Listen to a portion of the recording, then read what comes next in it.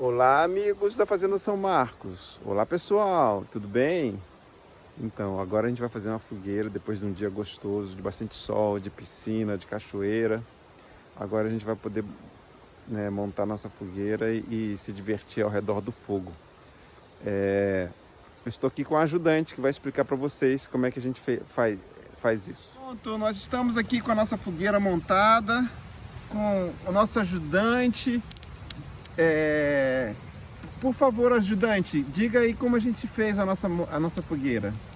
Bom, a gente simplesmente fez uma fogueira, né? A gente botou os galhos pequenos mais pro fundo, junto com a folha de bananeira, aí tal coisa.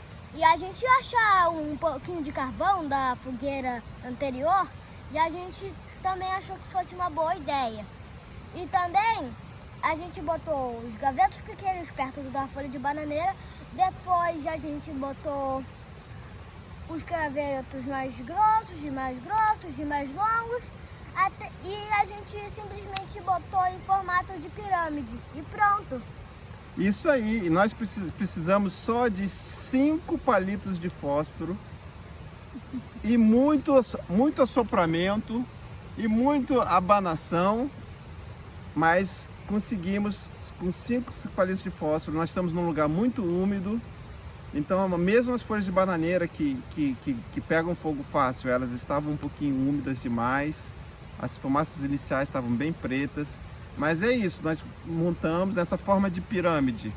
O que está no centro queima primeiro, que são os gravetos mais finos, e o que está por fora queima por último, que são os gravetos, os galhos mais grossos, né? E tá bem gostoso aqui agora, né? Aqui na Fazenda São Marcos, aqui, que oferece mais essa atividade deliciosa para se fazer em família. Adeus! Adeus! Até a próxima, amigos. Aproveitem, se inscrevam, nos deixem um like, né? E coloquem nos comentários o que vocês gostaram, o que vocês querem ver mais aqui das nossas atividades que fazemos aqui na Fazenda São Marcos. Um abraço e obrigado a todos.